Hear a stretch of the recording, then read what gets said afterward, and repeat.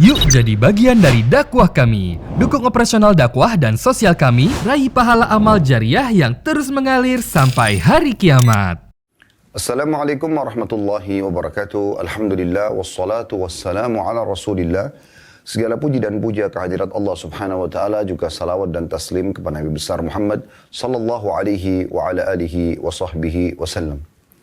Kembali kami menyapa Anda saudaraku seiman dari Al-Makkah Al-Mukarramah, kota terbaik di muka bumi ini, dan terdapat rumah yang paling mulia, itu rumah Allah, Ka'bah.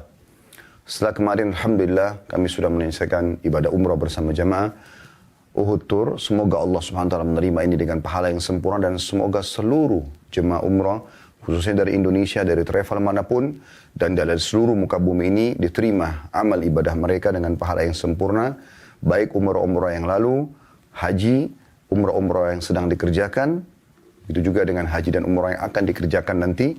Selama Allah Subhanahu wa taala mudahkan sampai menjelang ajal datang nanti diterima dengan pahala yang sempurna.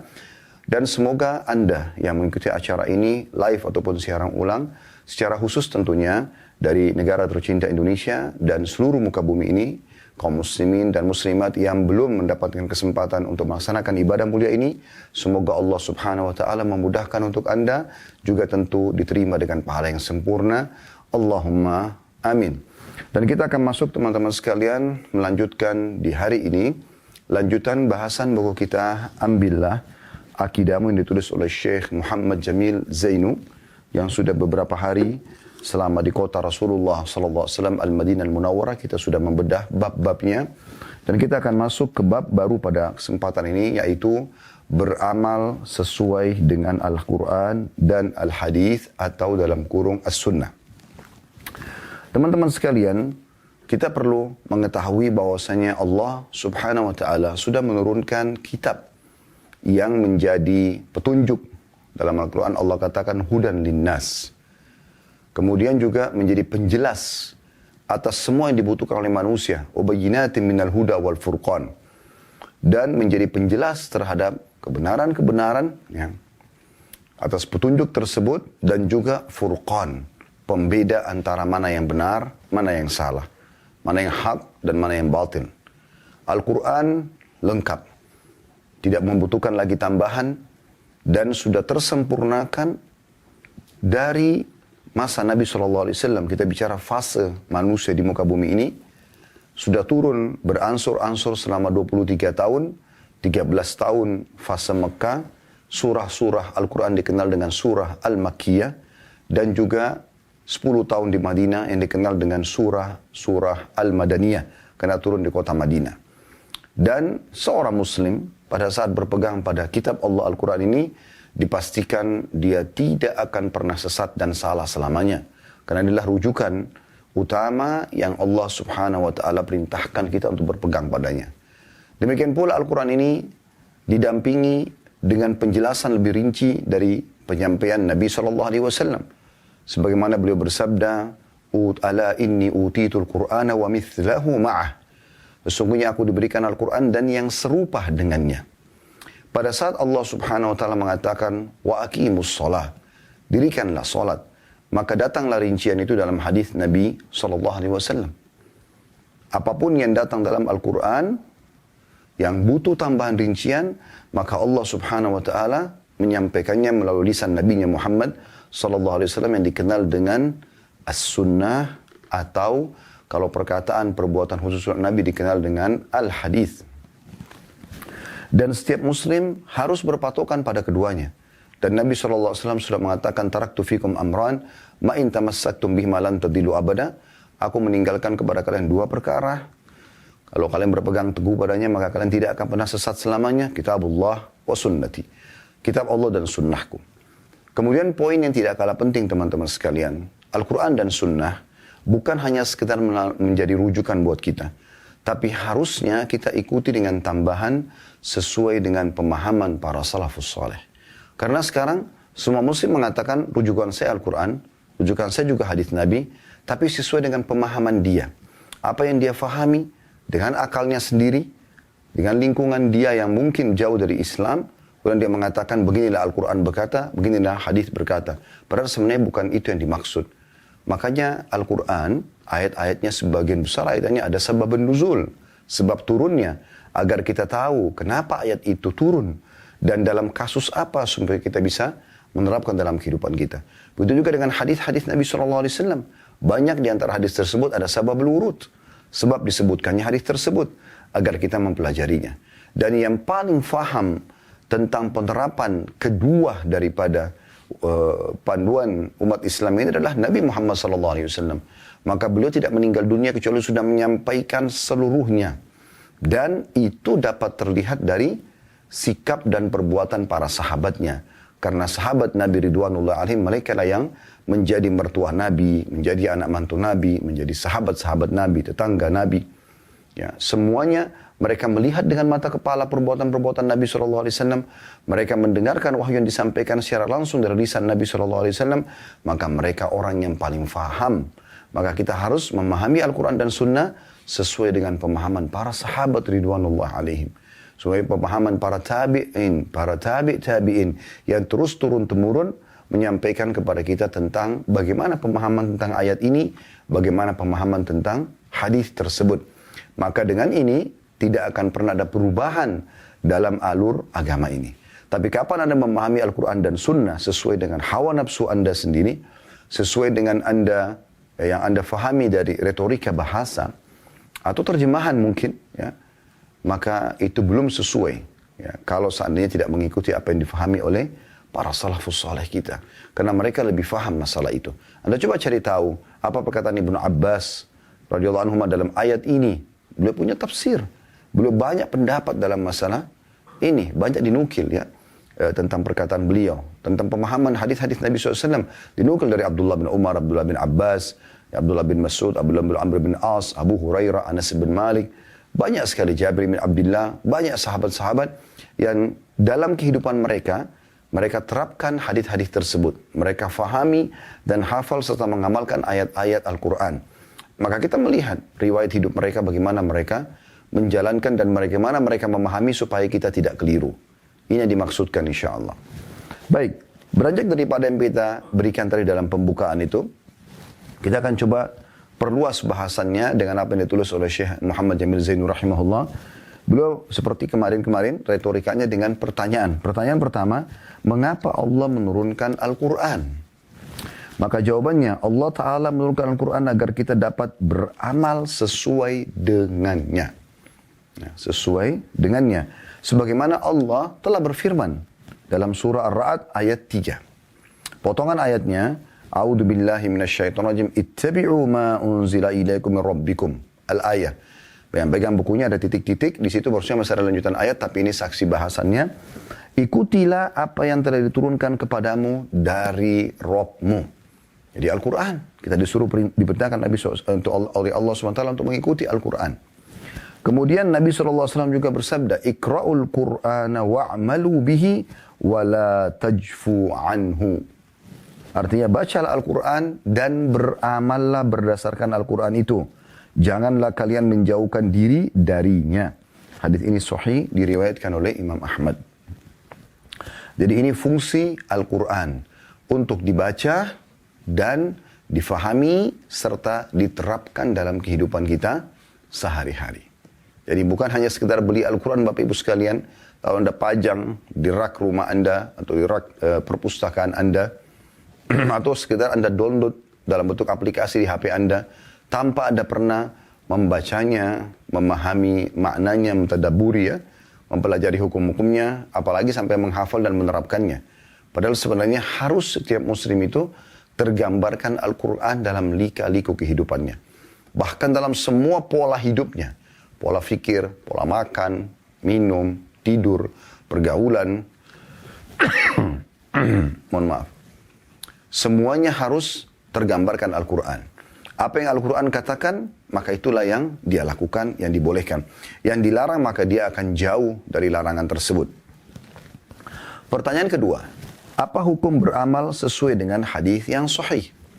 Maka jawabannya beramal sesuai dengan hadis yang sahih adalah wajib sebagai pendamping Al-Quran.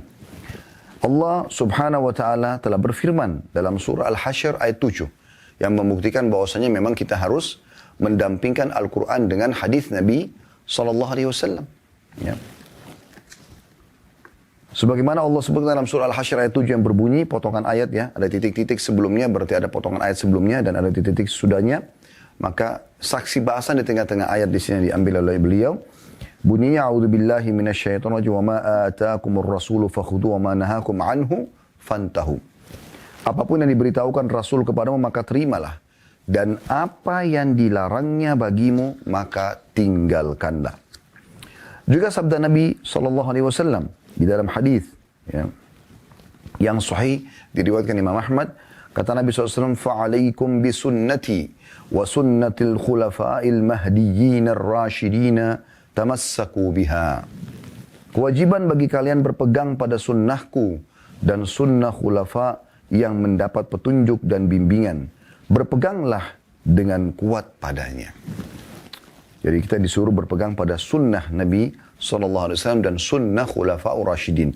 Ini sekaligus tentu teman-teman hadis sahih riwayat Imam Ahmad ini menguatkan tadi apa yang kami sampaikan. Jadi pemahaman Nabi SAW yang harus kita pegangi. Kemudian itu dapat kita lihat juga dalam aplikasi para sahabatnya. Makanya Nabi SAW hubungkan sunnahnya dengan sunnah khulafa'ur rasyidin. Ya. Sunnah khulafa'ur rasyidin atau yang dicontohkan oleh Abu Bakar, Umar, Uthman, Ali radhiyallahu anhum ajma'in, agar kita bisa lihat bagaimana aplikasi dalam kehidupan. Dan di sini khulafa'ur rasyidin karena memang mereka menjadi pemimpin setelah Nabi SAW yang keputusan-keputusannya dalam pemerintahan tersebut diterapkan dan juga disepakati oleh seluruh sahabat pada masa hidup mereka. Ya. Sehingga akhirnya itulah yang menjadi tolok ukur bagi kaum muslimin di pelosok muka bumi ini sampai hari kiamat nanti. Tidak akan ada perubahan. Maka ini poin yang tidak kalah penting yang harus kita perhatikan. Jadi berpegang dengan Al-Quran dan Sunnah sesuai dengan pemahaman para sahabat Nabi Ridwanullahi alaihim. Karena mereka orang-orang yang menghadiri turunnya wahyu tersebut. Mereka lah yang telah langsung melihat dengan mata kepala pada saat Nabi SAW mengatakan, Sallu kama ra'aitumuni usalli. Salatlah sebagaimana kalian melihatku salat. Bagaimana kita bisa mengetahui hadis ini? Kita tidak bisa melihat Nabi SAW salat, beliau sudah meninggal dunia. Maka dari para sahabat yang menukil bagaimana takbiratul ihram Nabi SAW, bacaan-bacaan dalam salatnya, rukuknya, i'tidalnya, sujudnya, duduk di antara dua sujud, sampai salam. Supaya salat tersebut diterima oleh Allah Subhanahu Wa Taala. Kalau Anda kerjakan salat semau Anda sendiri, tanpa panduan, maka percuma. Sia-sia saja. Tidak akan diterima oleh Allah Subhanahu Wa Taala.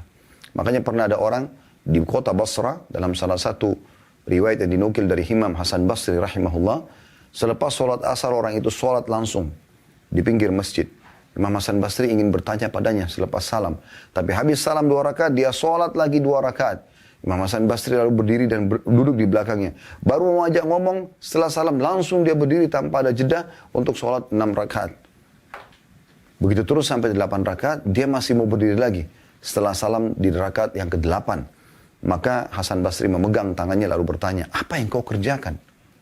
Lalu orang itu marah sambil mengatakan, apakah Allah akan menghukumku karena aku sholat? Kata Hasan Basri, tidak. Tapi Allah menghukummu, menghardikmu karena kau buat-buat sholat itu. Walaupun kau suka sholat.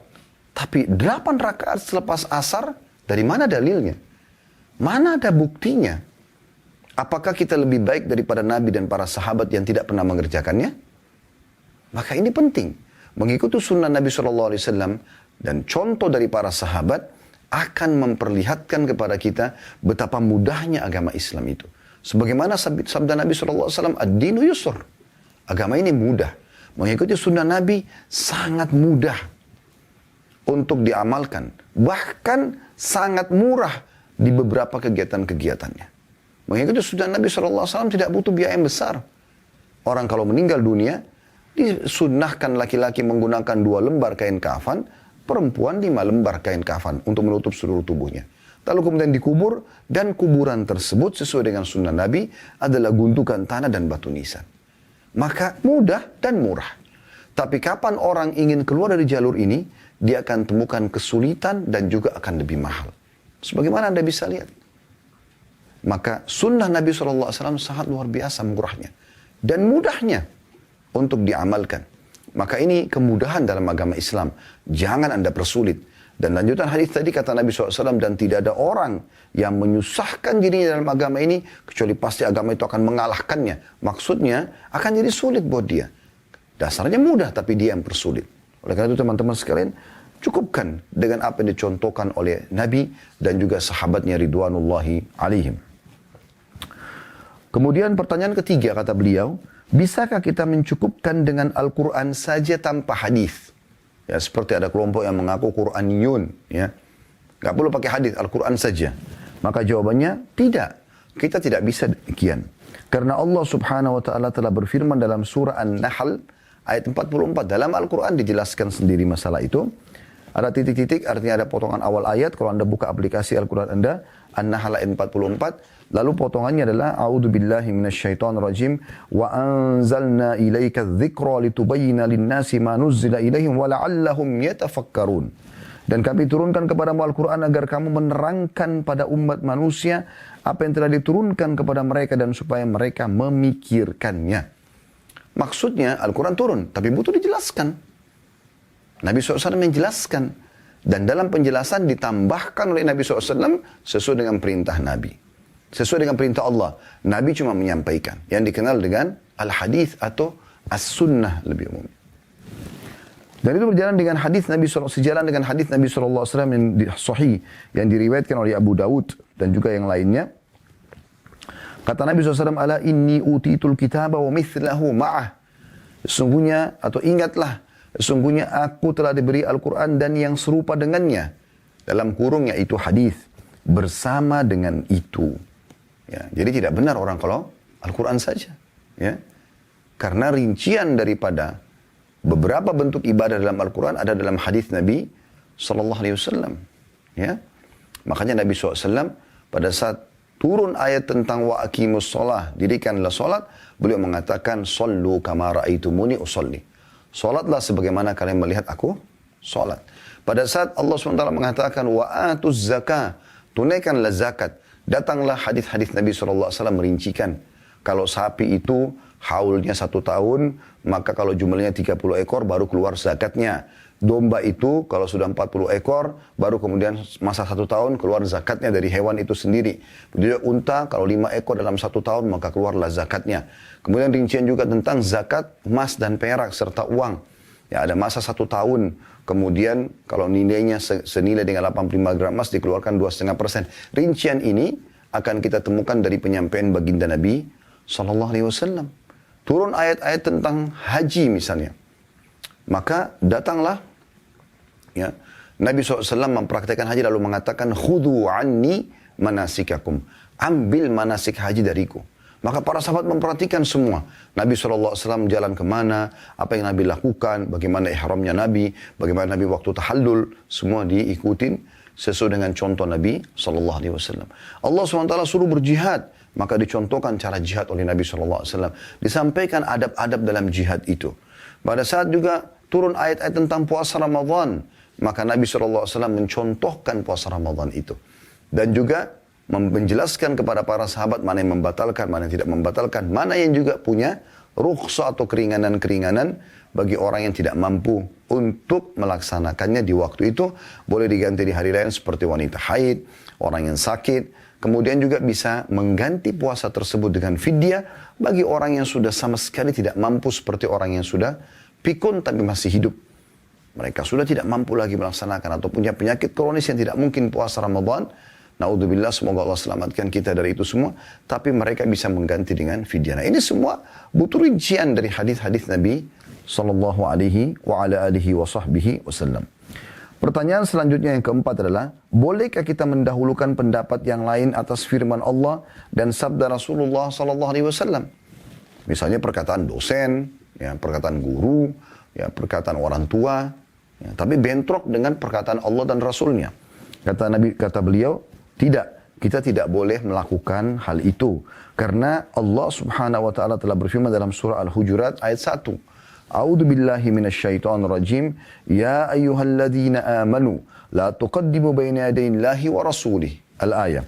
Hai orang-orang beriman, janganlah kamu mendahulukan Allah dan Rasulnya. Ya, jadi kita harus berpegang teguh pada apa yang disampaikan Allah dan Rasulnya. Kalau apapun yang kita dapatkan dari makhluk, dari manusia di depan mata kita, sesuai dengan qala Allah dan qala Rasul, kita ikuti. Tidak sesuai, maka kita tinggalkan. Bahkan kita mengajak orang tersebut untuk kembali kepada hukum sang pencipta Allah subhanahu wa ta'ala. Demikianlah terus umat Islam akan mewariskan satu sama yang lain sampai menjelang hari kiamat nanti. Dan Nabi SAW bersabda dalam hadis yang sahih diriwayatkan oleh Tabarani, La ta'ata li makhlukin fi maksiatil khaliq. Tidak ada ketaatan pada makhluk dalam bermaksiat kepada Allah. Ibnu Abbas radhiyallahu anhu berkata, saya khawatir bahwa turun hujan batu kepadamu dari langit karena aku berkata kepadamu Rasulullah SAW bersabda, sedangkan kamu berkata Abu Bakar dan Umar berkata.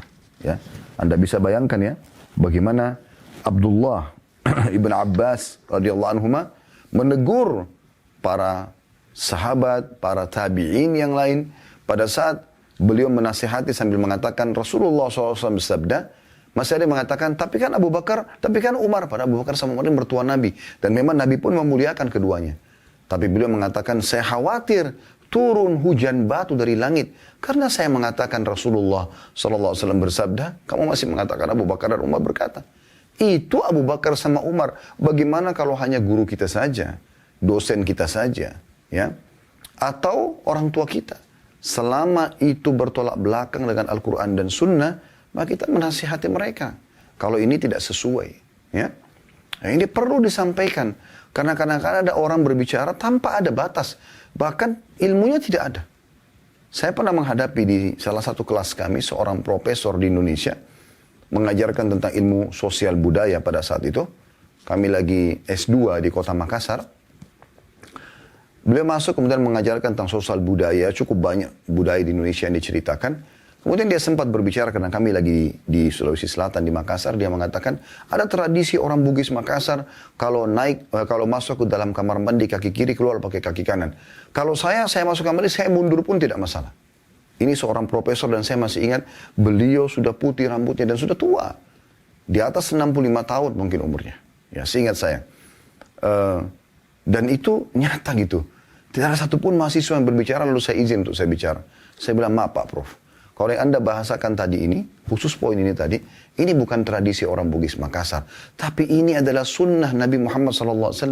Beliau mengatakan memang kalau masuk kamar mandi kaki kiri, baca Allahumma inni a'udzubika minal khubuthi wal khaba'ith.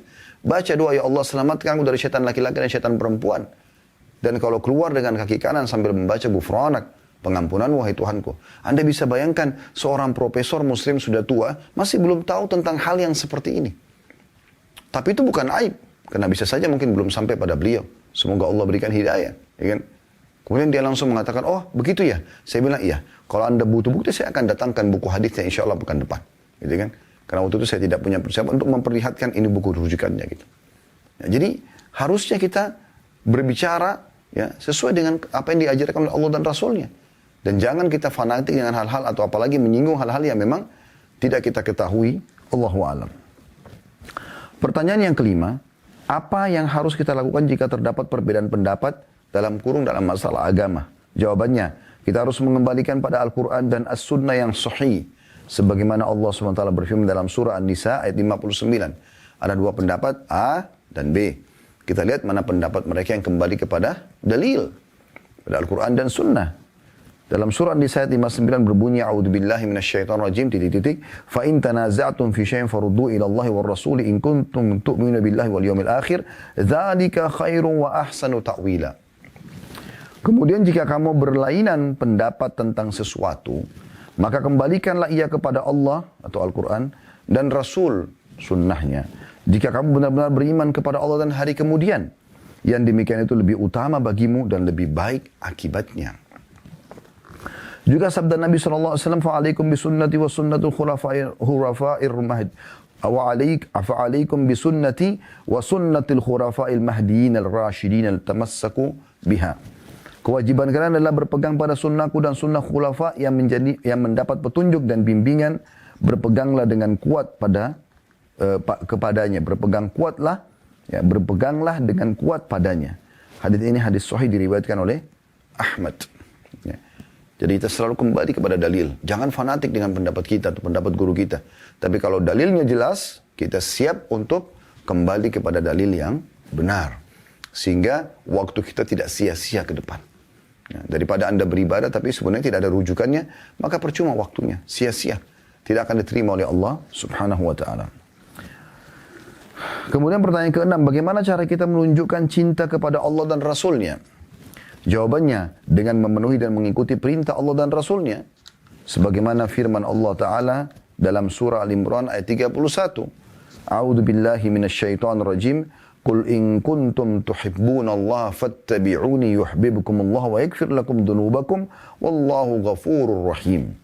Katakan hai Muhammad, jika kamu benar-benar mencintai Allah, maka ikutilah aku. Ya, kita benar-benar mau mengenal Tuhan kita Allah, mau mendapatkan apa yang Allah janjikan. Dari rezeki, dari keselamatan di dunia, keselamatan di akhirat, masuk ke surga yang abadi. Maka kata Allah SWT menyuruh Nabi Muhammad SAW mengatakan, ikutilah aku. Ikuti Nabi Muhammad SAW. Dan ini dalil juga sekaligus memperkuat tadi, harusnya Al-Quran diikuti dengan sunnah Nabi SAW. Ikutilah aku, kata Allah SWT, memerintahkan Nabi Muhammad SAW, suruh ikuti Nabi. Niscaya Allah akan mengasihi dan mengampuni dosa-dosamu. Dan Allah Maha Pengampun lagi Maha Penyayang. Mohon maaf. Juga dikuatkan dengan hadis Bukhari Muslim. Kata Nabi SAW, La yu'minu ahadukum hatta akuna ahabba ilaihi min walidihi wa waladihi wan nasi ajma'in. Tidak sempurna iman salah seorang di antara kamu hingga aku lebih dicintai olehnya daripada ayahnya, anak-anaknya, dan semua umat manusia. Jadi kita harus dahulukan Allah dan Rasulnya di atas seluruh manusia di muka bumi ini. Ya. Dan kita lebih mencintai Allah dan Rasulnya. Demikianlah perintah Allah dan Rasulnya. Pertanyaan selanjutnya yang ketujuh. Bolehkah kita meninggalkan ikhtiar atau usaha dan pasrah pada takdir? Maka jawabannya tidak. Kita tidak boleh demikian. Karena Allah Ta'ala telah berfirman di dalam surah Al-Lail ayat 5 sampai ayat 7. A'udzu billahi minasyaitonir rajim fa amma man a'ta wattaqa wa saddaqa bil husna fasanuyassiruhu lil yusra. Adapun orang yang memberikan hartanya di jalan Allah dan bertakwa, maka membenarkan adanya pahala yang terbaik atau surga, maka kami kelak akan menyiapkan baginya jalan yang mudah. Artinya di sini diperintahkan oleh Allah Subhanahu wa taala untuk berikhtiar, mengeluarkan sedekah. Juga sabda Nabi SAW, "I'malu fa kullu muyassarun lima khuliqalah." Berusahalah, dalam kurung yaitu dengan melakukan amal soleh, karena semuanya akan dimudahkan untuk sesuatu yang ia diciptakan untuk itu. Maksudnya hadis Bukhari Muslim. Jadi teman-teman, Allah tidak akan membukakan kita pintu sampai kita memulainya dulu. Contoh misal, Anda ingin sholat malam. Anda coba dulu bangun sholat malam, baru Allah SWT berkahi. Anda coba jaga dulu sholat 5 waktu, coba dulu lakukan sedekah, coba dulu puasa, coba dulu haji dan umrah. Laksanakan, selebihnya Allah akan mudahkan. Kalau Anda belum pernah memulainya, lalu Anda mengkhayal dengan sendirinya tangan Anda akan bergerak, kaki Anda akan bergerak, ini tidak mungkin terjadi. Demikian juga dalam meninggalkan dosa-dosa sama.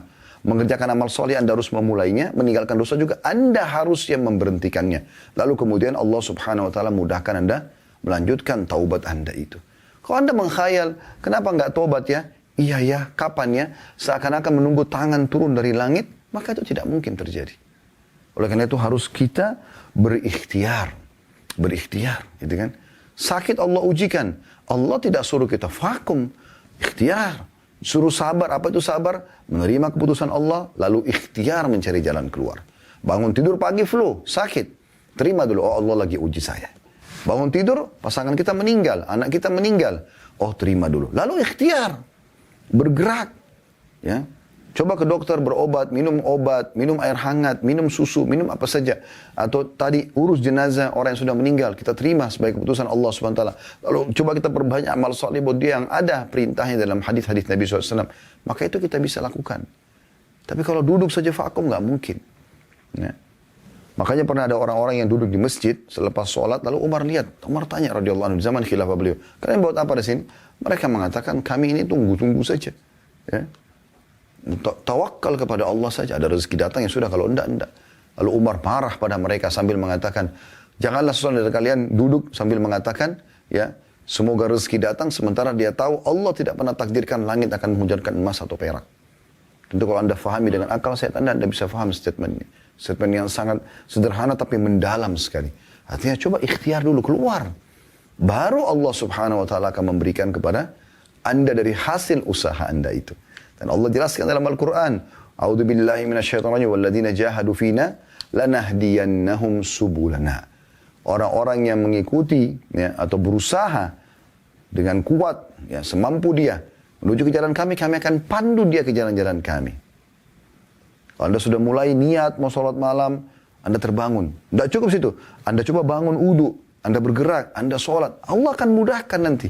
Allah akan berikan anda kekuatan, anda bisa lakukan. Anda mau coba istiqomah, anda lakukan dulu, nanti Allah berkahi. Anda mau nuntut ilmu, coba dulu nuntut ilmu, baru kemudian anda terus nuntut ilmu, nanti Allah akan mudahkan jalan-jalannya, dan seterusnya.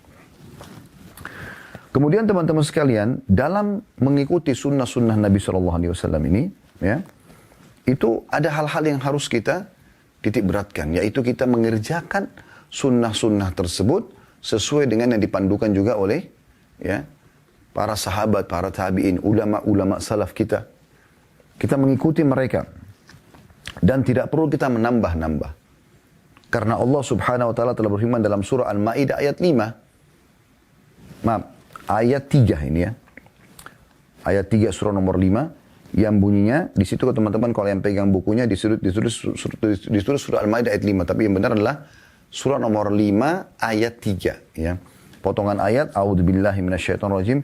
Al-yawma akmaltu lakum dinakum wa atmamtu alaikum ni'mati wa raditu lakumul islam madina.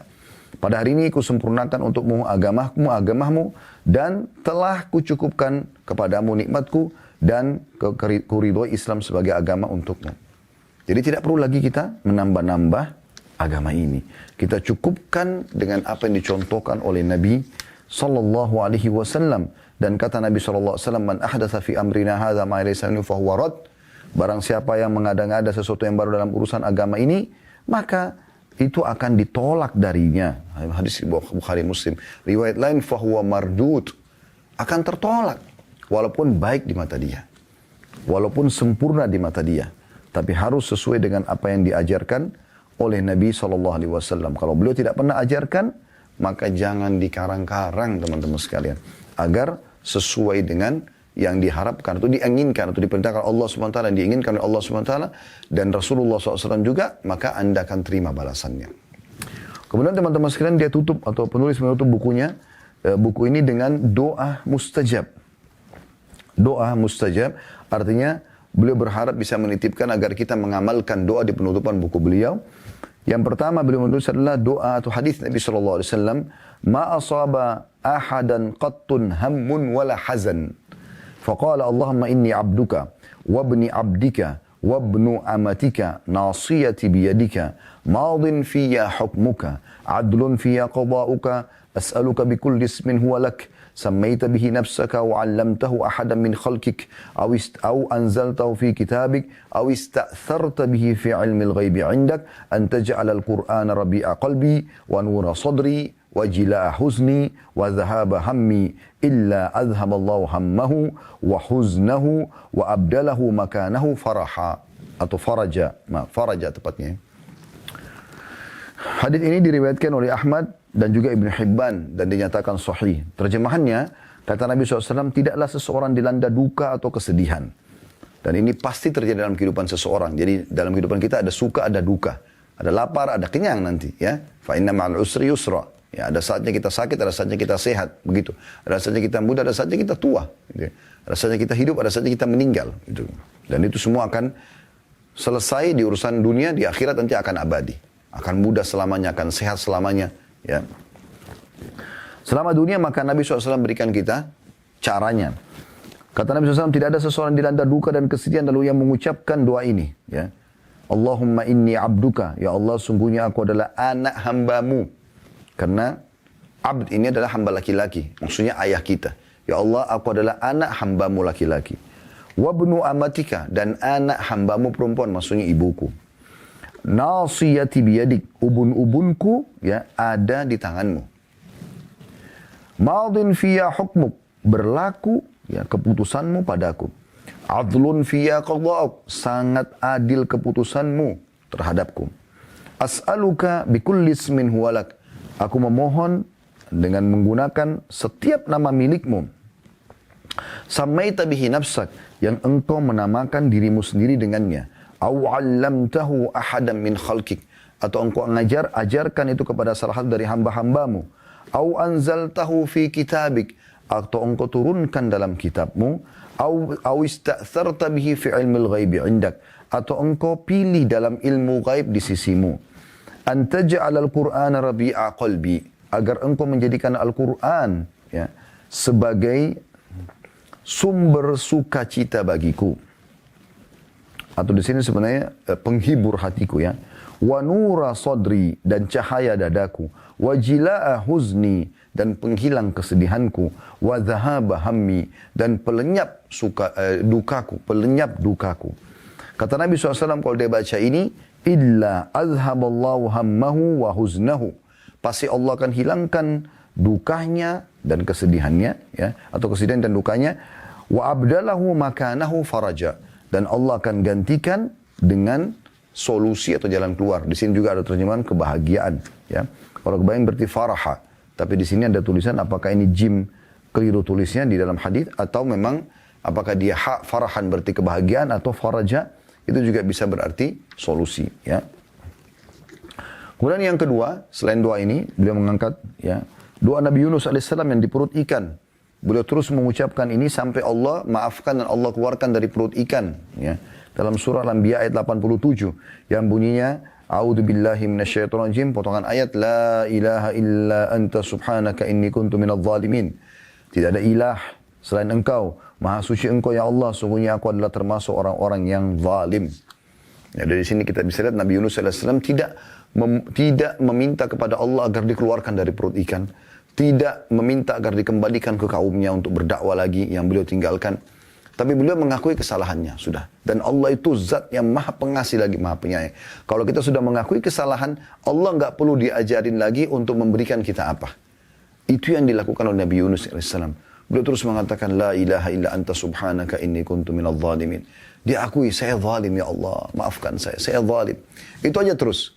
Maka dengan itu Allah keluarkan dari mulut ikan. Dan ini contoh juga mirip yang dilakukan oleh bapak kita semua Nabi Adam AS. Pada saat beliau melanggar memakan buah yang dilarang, maka beliau mengatakan, Rabbana zalamna anfusana, wa in lam taghfir lana wa tarhamna lanakunanna minal khasirin.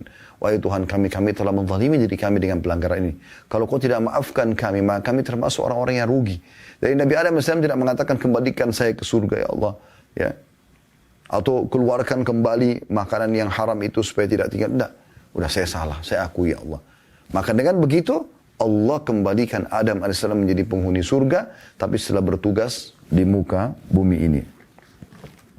Kata Nabi SAW tentang doa Nabi Yunus ini, la ilaha illa anta subhanaka inni kuntu minadh dhalimin. Dalam sebuah hadis yang sahih riwayat Imam Ahmad, kata Nabi SAW, lam yad'u biha rajulun muslimun fi syai'in qat illa istajaballahu lahu.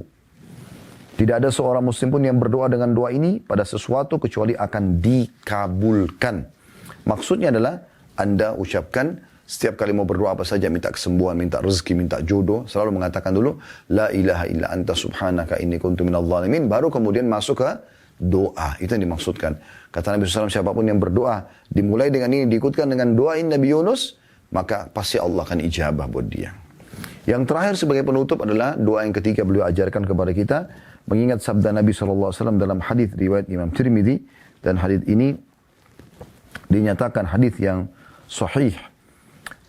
Kata Nabi SAW yang membaca, ya hayyu ya qayyum birahmatika astaghith. Wahai zat yang maha hidup, wahai yang maha berdiri sendiri, dengan rahmatmu lah aku memohon bantuanmu. Jadi Nabi SAW seringkali menyebutkan doa ini ya, agar Allah Subhanahu wa ta'ala yang maha hidup dan terus menerus mengurus makhluknya, kami minta kepadamu ya Allah rahmatmu. Dan rahmat Allah meluasi atau meliputi segala sesuatunya. ya, bisa meliputi pengampunan dosa, peninggian derajat, pemenuhan segala kebutuhan, maka dengan cara seperti itu kita insya Allah akan dikabulkan oleh Allah Subhanahu Wa Taala apa yang kita harapkan. Allahu a'lam.